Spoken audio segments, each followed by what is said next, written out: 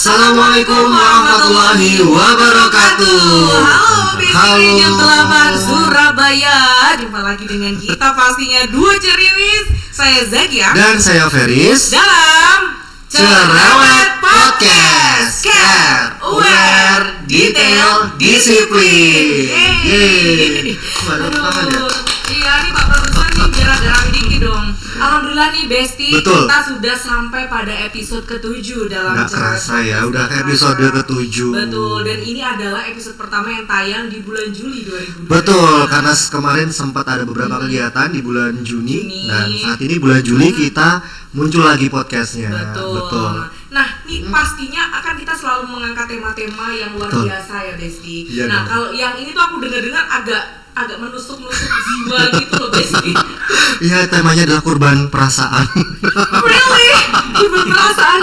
Jangan gitu dong, aku tertawa sekali Besti kalau kurban perasaan. Bukan. Tenang Besti, ya? tenang. Jadi di sini aku kaget kalau misalnya Pak Erwan yang jadi pembicara masa ya kurban perasaan. Bukan. Sejarah masa lalu. Tenang aja, kita tidak ada kurban perasaan di sini. Yang ada adalah kurban menyambut Hari Raya Idul Adha.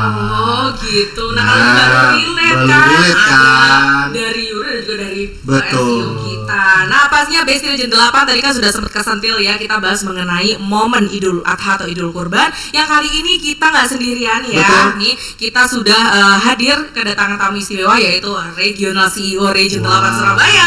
Selamat datang Bapak Erwan.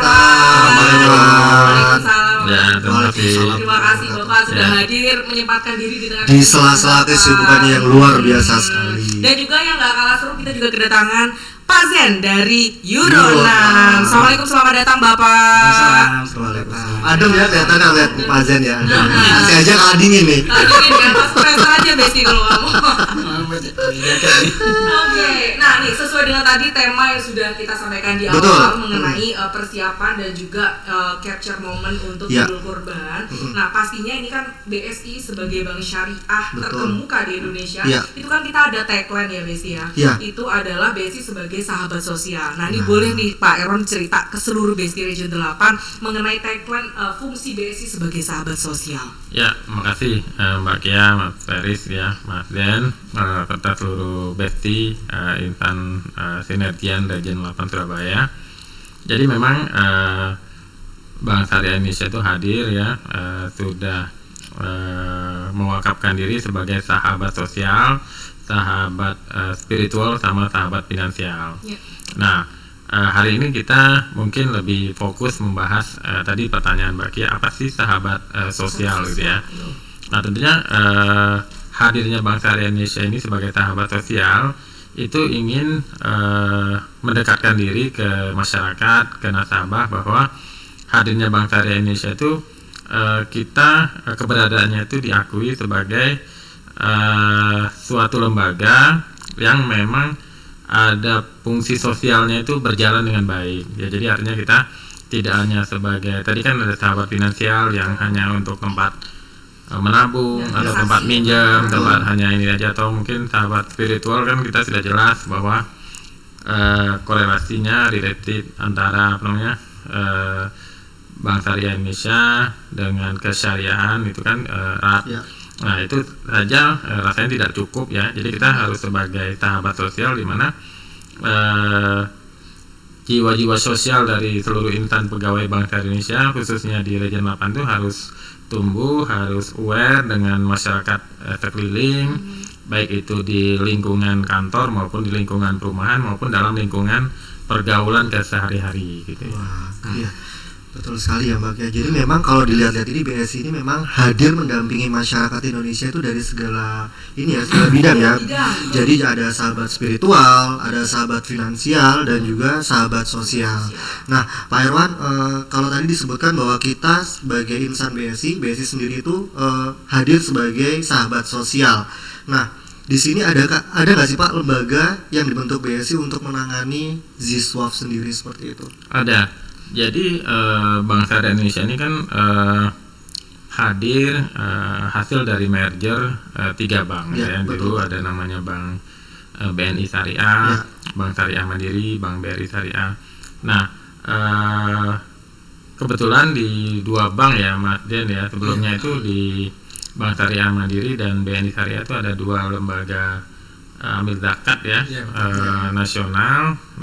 Kalau dulu di BSM itu sejak 2002 ya kalau nggak salah, sudah ada. Nah itu alhamdulillah sudah melebur menjadi satu ya. Sekarang namanya Lasnas BSM Umat ya, Bank Bina Sejahtera Mitra Umat gitu ya. Alhamdulillah sudah ada. Jadi kita ada lembaganya. Bangun Sejahtera. Bangun Sejahtera ya, Bangun Sejahtera Mitra Umat ya. Nah ini bahkan itu tidak hanya terpusat di nasional saja, sekarang sudah ada kantor-kantor unit representative office-nya juga. Nah, salah satunya nih Pak Ustadz ya, ini kita akan kulik lebih lanjut. Pak Ustadz yang adem ya. Iya. Oke. Ini adem karena AC itu ada karena Pak AC-nya tadi kebesaran kayaknya. Oke. Jadi emang apa namanya nggak cuma sekedar tadi itu menggembar-gemborkan mengenai sahabat sosial, tapi benar-benar ada yang lembaga concern ke situ ya Pak. Betul. Jadi kita memang berfokus lah untuk ke sana gitu ya. Dan kalau bicara mengenai Lasnas BSMU, barangkali juga ini semua masyarakat udah tahu ya bahwa BSI ini sebagai penyalur zakat tertinggi mungkin Pak ya untuk lembaga pendidikan ya Pak. Betul. Nah ini kira-kira kalau rencana mengenai penyaluran zakatnya sendiri seperti apa Pak? Iya. Kalau kita tuh banyak mekanisme ya. Kalau khusus kemarin kan zakat institusi ya kemarin diserahkan langsung ke Basnas, Badan Amil Zakat Nasional. Alhamdulillah diserahkan langsung oleh pihak pengurus Basnas, disaksikan oleh Pak Dirut ya, Pak Heru Gunardi, diserahkan kepada Basnas di hadapan Presiden Jokowi di Istana Negara. Luar biasa ya. Luar biasa. 122 miliar. Tentunya banyak kebermanfaatan lah yang akan disalurkan oleh Basnas sendiri. Nah, sedangkan di kita ya di level Lasnas, di levelnya Euro, banyak hal dan banyak bagian-bagian ya yang sesuai dengan sudah hukum-hukum zakat itu sudah kita salurkan juga, insyaallah.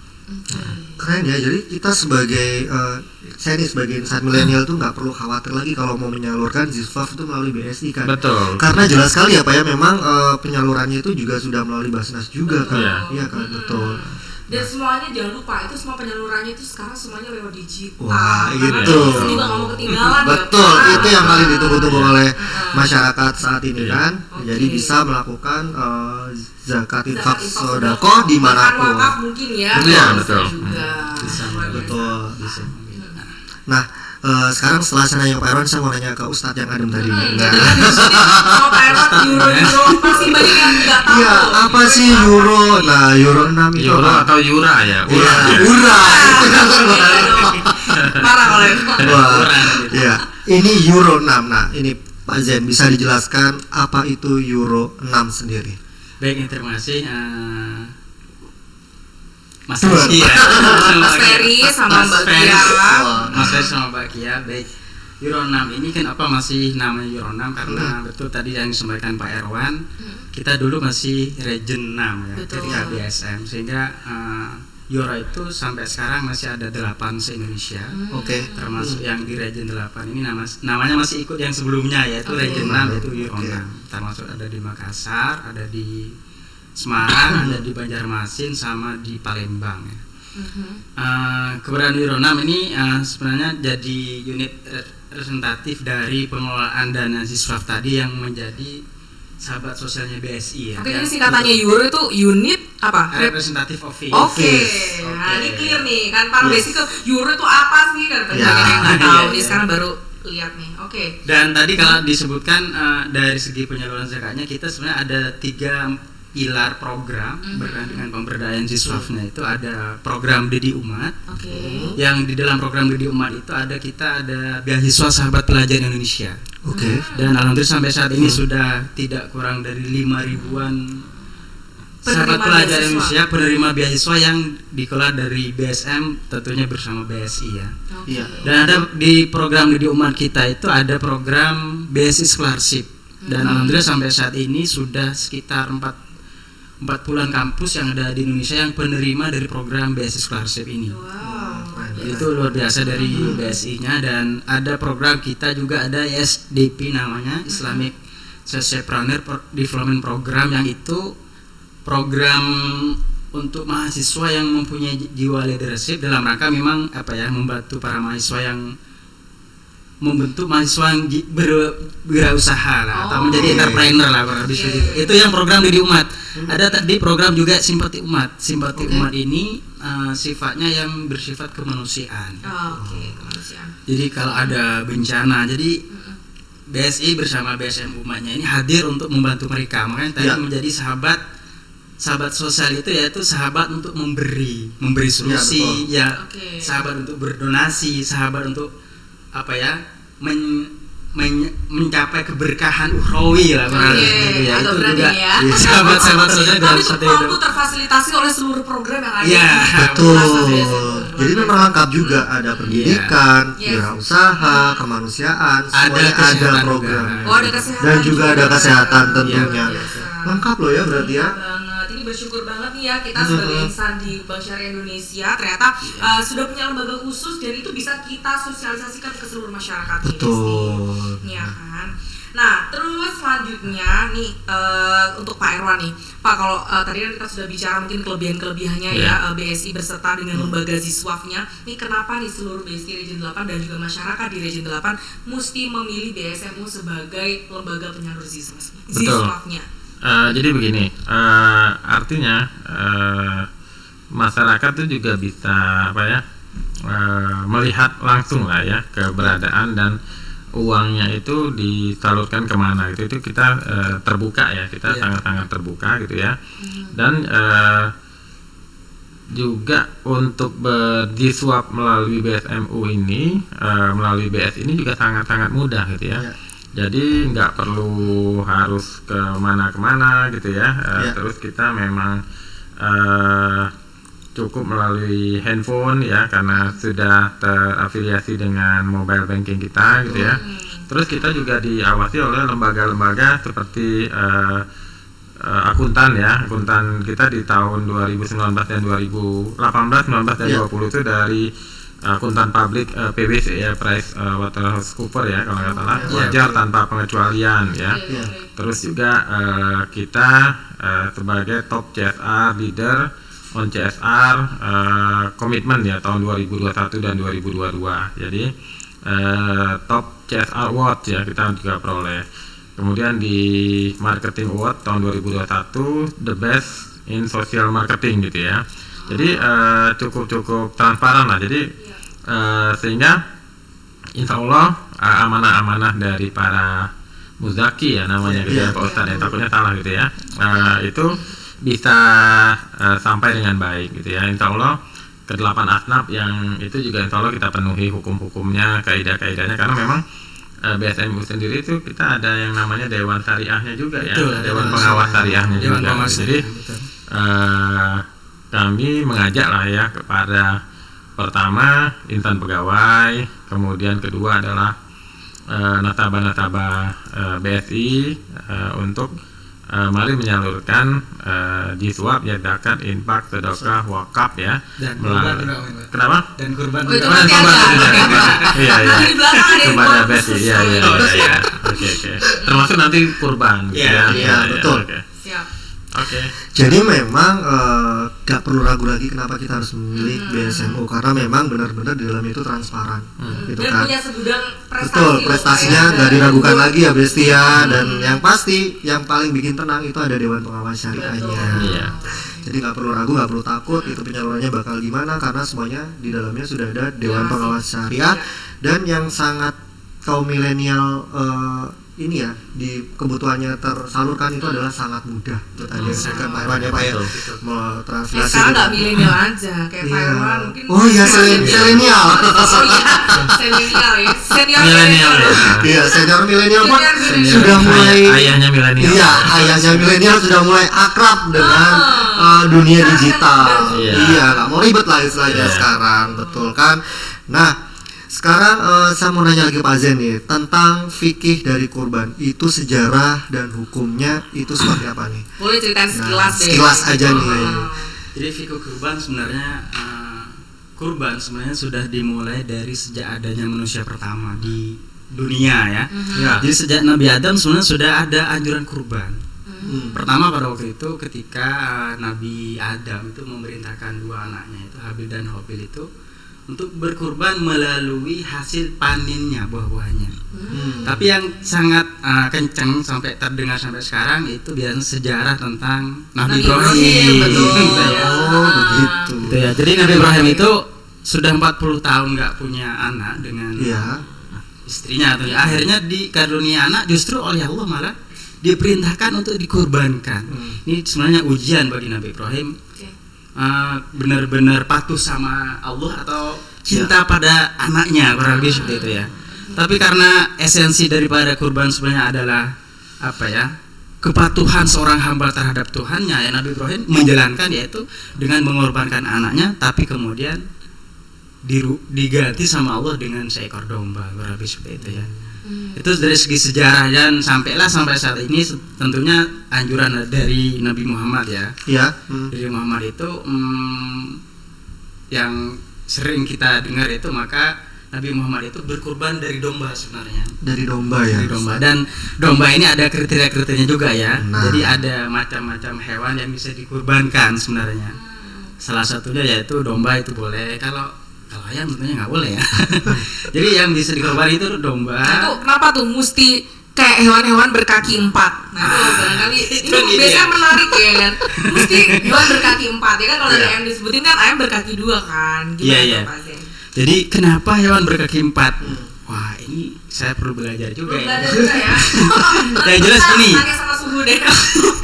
Yang jelas biasanya ini kan dari segi spiritual atau agamanya ya, ini mengikuti apa yang dicontohkan oleh Nabi sebenarnya. Betul. Karena istilahnya ikuti seperti aku beribadah. Kalau dalam sholat kan solu kamarotumuni soli. Betul. Kalau dalam kurban sebenarnya mengikuti ajaran Nabi yang dimulai dari Nabi Adam sebenarnya sampai Nabi Ibrahim sampai Nabi Muhammad. Yang Nabi Muhammad sendiri berkurban pakai domba sebenarnya. Meskipun yang hewan yang boleh dikurbankan ya domba, kambing, sapi, unta dan kerbau itu boleh itu.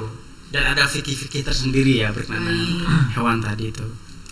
Tambahan rujukannya mungkin dari ini ya, Quran surat Al-Kautsar kedua gitu ya. Iya, betul. Jadi dirikanlah sholat dan berkurbanlah gitu ya. Betul. Pijakan utamanya itu dari Al-Quran, kemudian disunahkan oleh Rasulullah tentunya gitu kan. Nah kemudian tadi pertanyaan Mbak Kia kenapa mesti hewan berkaki 4 ya, ada fikih-fikih ya yang mengatur hal tersebut sehingga kenapa kita boleh sapi, boleh unta, ya boleh kerbau, ya itu seperti itu sih.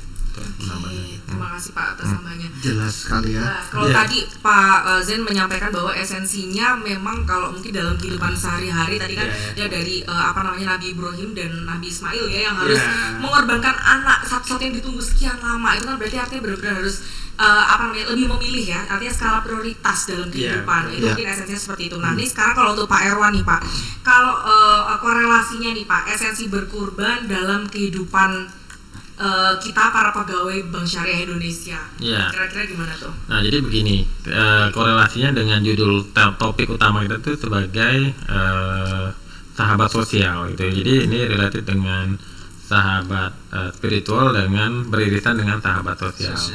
Nah tentunya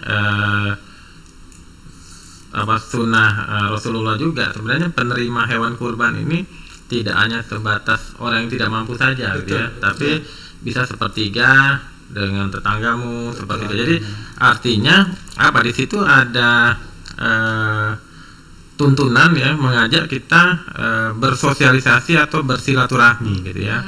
Nah momentumnya melalui ibadah kurban ya, khususnya di tahun ini kita kan sebagai sebagai memperkuat teamwork dulu lah di Region 8 Surabaya. Nah ini kita pengen kesungguhan, keseriusan kita membangun tim ini terwujud ya, salah satunya dengan kita berkurban bersamaan ya, rame-rame sebagai seluruh insan pegawai gitu ya. Kita himbau seluruh pegawai sebanyak-banyaknya ikut berkurban melalui BSMU ini, melalui Bank Syariah Indonesia Region 8 Surabaya.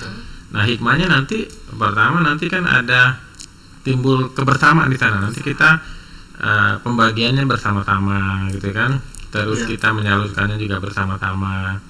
Nah di situ mungkin ada pesan moralnya sih yang diharapkan, guyupnya dapat gitu ya, terus social plannernya itu dapat ya Pak, sebagai insan pegawai yang memiliki jiwa sosial yang kuat gitu ya, seperti itu sih harapannya. Berarti nanti bakalan ada kegiatan ya Pak ya pada saat penyaluran korban itu yang nanti akan dihandle bersama-sama oleh seluruh insan Region 8. Betul. Nanti kita ada buat tim gitu ya, tim besar. Nanti kita kan luas nih, Region 8 Surabaya ini kan nggak hanya Surabaya saja. Betul. Tapi kan wilayah itu dari Jawa Timur, Bali sama Nusa Tenggara Barat, bahkan sampai ke Nusa Tenggara Timur. Nah mungkin supaya gaungnya dapat gitu ya, dan semuanya merasakan, nanti dari kurban yang diperoleh, yang didapat gitu ya, nanti kita akan bagi di beberapa hub lah, di beberapa titik-titik. Itu bisa jadi di Surabaya, mungkin ada yang di Kediri, ada yang di Jember, kemungkinan juga ada yang di Denpasar atau di Lombok gitu ya. Tapi mungkin ada juga cabang yang karena dia sudah dapat satu sapi, pengen nyelenggarain sendiri Pak, kami misalnya di Pacitan misalnya gitu kan, ya monggo aja, boleh juga gitu kan. Nah, seperti itu. Jadi jangkauannya luas ya, merata banget berarti insya Allah. Program dari region ini ya memang benar-benar bisa tadi seperti disampaikan Pak Irwan menimbulkan social planning pada seluruh pegawai region 8 dan sekaligus teamwork building ya barangkali nantinya biar bisa ada korelasinya kepada pekerjaan kita biasanya. Betul. Dan supaya lebih kuat untuk teamworknya. Nah sebelum beramai-ramai berkurban, tentunya dari Euro 6 pasti ada program nih yang mendukung untuk Idul Adha atau berkurban. Nah, Pak Zen bisa dijelaskan nih program dari Euro 6 terkait momen berkurban saat ini apa? Jadi program di momen kurban ini sebenarnya tadi sudah disampaikan, kita ada program KKN ya, kado kurban. Itu bukan kakak desa penari ya? Bukan ya. Apa singkatannya tuh? Maksudnya gini, di samping nanti bagaimana mencipta kemanfaatan kita untuk lingkungan melalui BSI-nya, juga kita menyebar ke pelosok negeri. Nanti tadi sudah disampaikan oleh Pak Irwan, jadi kita penyaluran kurban tadi nanti tidak hanya di lingkungan kita atau di perkotaan, tapi sampai ke NTT, bahkan NTB, bahkan di pelosok Madiun, Magetan. Jadi harapannya tidak menumpuk di perkotaan ya, tapi juga sampai ke pelosok negeri yang kebetulan kita juga sampai sebarannya luas ya, karena sebaran region kita juga luas sekali ya, jadi harus menjangkau ke seluruh dan merata. Baik, oke. Terus kalau tadi disampaikan KKN itu singkatannya apa sih Pak Zen? KKN itu kado kurban untuk negeri. Kado kurban untuk negeri, makanya bingung. Jadi program yang tadi penyebaran seluas itu tuh namanya program KKN ya, kado kurban untuk negeri. Yang dimana distribusinya memang benar-benar nggak cuma di perkotaan, tapi semua semua ini ya pelosok negeri yang ada di Region 8 maksudnya. Betul. Nah, sedangkan untuk detail programnya sendiri KKN itu caranya gimana? Caranya gimana nih? Supaya yang boleh ikutan program ini siapa aja? Yang boleh ikutan. Kalau mau ikutan di samping insan beasiswa, nasabahnya dan masyarakat umum, dan itu sangat mudah, bisa melalui BSI Mobile. Jadi tinggal nanti ada pilihannya. Ya ada pilihannya tuh. Tinggal buka BSI Mobile itu, tinggal klik beli, pilih BSM Umat, dan itu tinggal pilih kurbannya di situ, dan klik tinggal bisa konfirmasi dan otomatis sudah tercatat di situ. Boleh nih sekalian di guide nih, mumpung semua BSI Region 8 masyarakat semuanya mendengar nih Pak Zen. Ini kan saya lagi buka nih, ada di menu yang mana sih kira-kira? Ya bisa di guide sekalian. Ayo kita lihat. Yuk. Kita lihat bersama-sama biar semua BSI dan tahu. Dan nanti ada live streaming juga ya, kalau kan jadi berkurban cukup dari rumah saja gitu ya.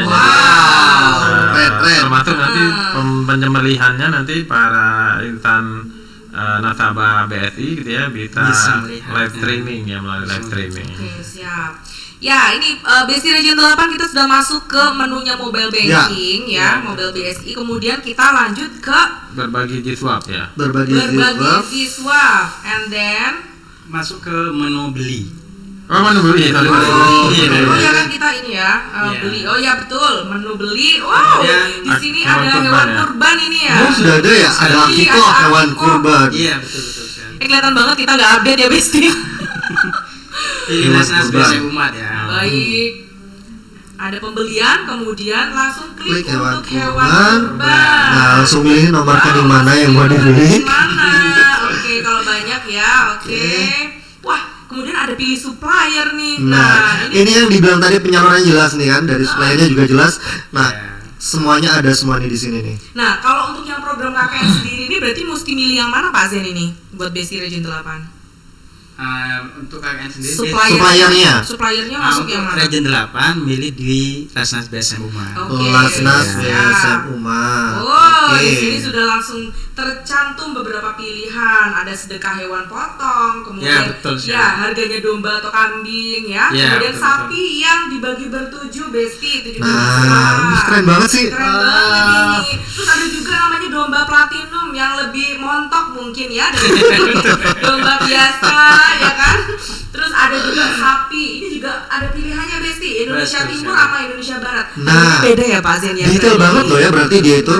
Nah, apalagi sekarang kita ada di isu-isu tentang penyakit yang ada pada hewan kurban kan, PMK kan. Nah, jadi kita nggak perlu khawatir lagi kalau kita hewan yang kita mau beli itu terkena PMK atau enggak kan. Melalui BSI Mobile pun, melalui BSM Umat, kita pasti udah jelas bahwa hewan yang kita beli itu bebas PMK. Itu yang pasti. Nah, keren ya. Kita nggak perlu keluar cari hewan kurban ya kan, semuanya sudah difasilitasi langsung. Jadi mungkin nih buat para besti yang masih awal-awal gitu, aduh kayaknya kalau mau buat berkorban yang harus 1 jutaan ke atas bisa, nggak apa-apa, tipis-tipis dulu ikutan sedekah hewan potong dengan 50.000 rupiah saja ya Pak Zen ini bisa ikutan sedekah hewan potong, luar biasa. Tapi kalau mau berkurban beneran minimal yang domba yang nggak terlalu montok nggak apa-apa juga sih, itu 1,9 ya harganya 1,9 kalau yang KKN itu. KKN baik. Ya nanti juga di sela-sela podcast kita bakalan ditampilkan press listnya. Press list harga. Betul, yang ada di mobile banking kita. Betul. Oke. Di sini menunya nggak ada korban perasaan gitu. Biasanya kalau itu nggak perlu masuk dulu, udah langsung ya kehidupan sehari-hari tuh. Otomatis ya. Otomatis. Tapi tenang aja Pak, kita nggak pernah korban perasaan kalau Bujur kacang hijau tuh. Oke, last but not least, ini kita minta himbauan nih dari Pak Erwan selaku Regional CEO Region 8 terkait dengan momen Idul Kurban di 2022 yang insya Allah nanti akan jatuh di tanggal 9 Juli 2022, betul ya? Ya, betul. Monggo Bapak. Ya, jadi sekali lagi saya mengajak ya seluruh insan sinergian ya, para besti lah di Region 8 Surabaya. Kita sisihkan lah ya, kalau mengingat cukup atau tidak cukup, insya Allah akan cukupkan ya. Amin. Niat ya, segala sesuatunya itu tergantung kepada niat kita gitu ya. Masih ada waktu teman-teman untuk kita berkurban gitu ya. Nah, selanjutnya juga kami kebetulan mungkin ada nasabah setianya Bank Syariah Indonesia. Kami juga mengajak Bapak Ibu untuk menyalurkan kurbannya melalui kami di Bank Syariah Indonesia, khususnya di Euro 6 Region 8 Surabaya Bank Syariah Indonesia. Insyaallah kami akan jalankan amanahnya dengan sebaik-baiknya gitu ya. Dan mudah-mudahan hikmah atau momen Idul Kurban gitu ya, Idul Adha 1443 Hijriah ini menjadikan insan pegawai BSI gitu ya, tumbuh rasa sosialnya itu dengan yang sudah bagus ya menjadi lebih bagus lagi gitu ya, sehingga korelasinya bisa menumbuhkan semangat kerja juga, etos kerja yang lebih baik bagi seluruh insan pegawai Region 8 Surabaya. Insyaallah. Amin. Amin.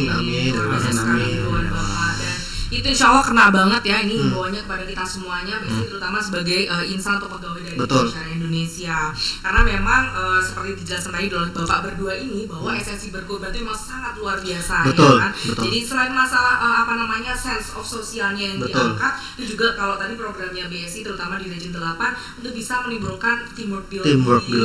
Sehingga nantinya kalau kita udah kerja beneran ya kan ya setiap harinya kita juga nggak akan canggung-canggungan ya, kita udah biasa banget nih gitu ya.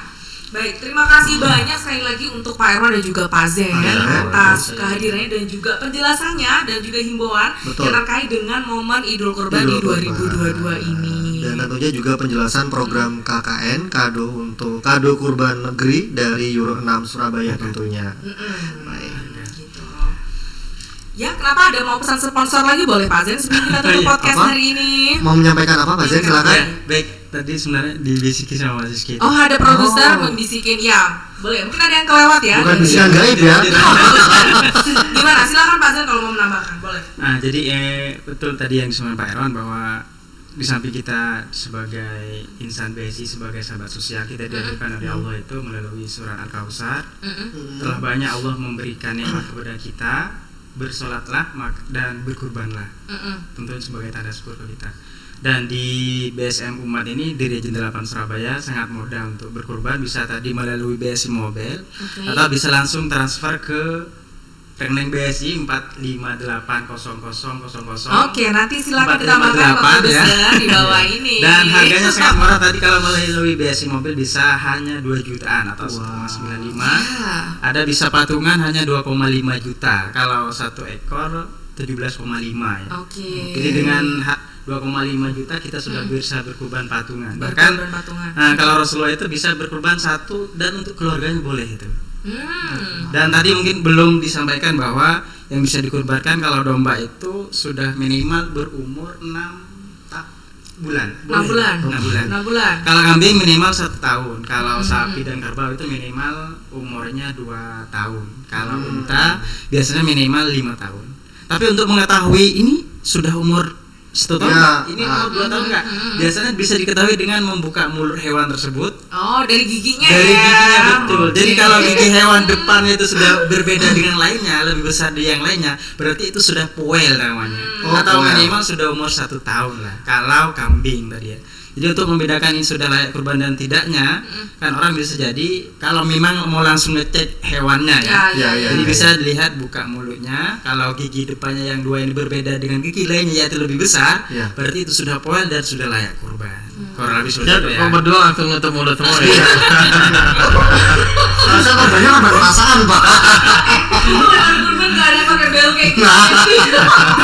Nggak bisa dicek jadi. Iya, saya tuh juga sama Pak Zen ini loh. Jangan-jangan ini apa?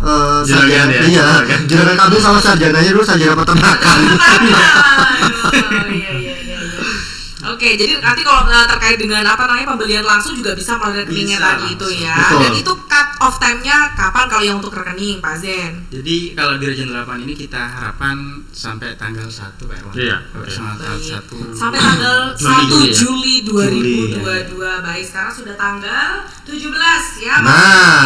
Yuk semuanya yuk. Waktunya masih ada 2 minggu lagi. Semua BSI dan juga para nasabah kita ya, masyarakat di sekitar Surabaya dan sekitarnya, dan mungkin yang lain-lain di pelosok area-area yang terpencil mungkin juga bisa ya. Bisa sekali. Bahkan kalau yang cabang-cabang area tadi sesuai tagline kita bahwa bisa merequest penyalurannya di area cabang tersebut. Oh, baik. Dan nanti luar biasanya memang hewannya memang dari nasabah kita dan dari mitra binaan kita juga, dan bahkan kalau yang di Trenggalek kan memang hewannya dari kita, jadi memang bebas PMK tadi.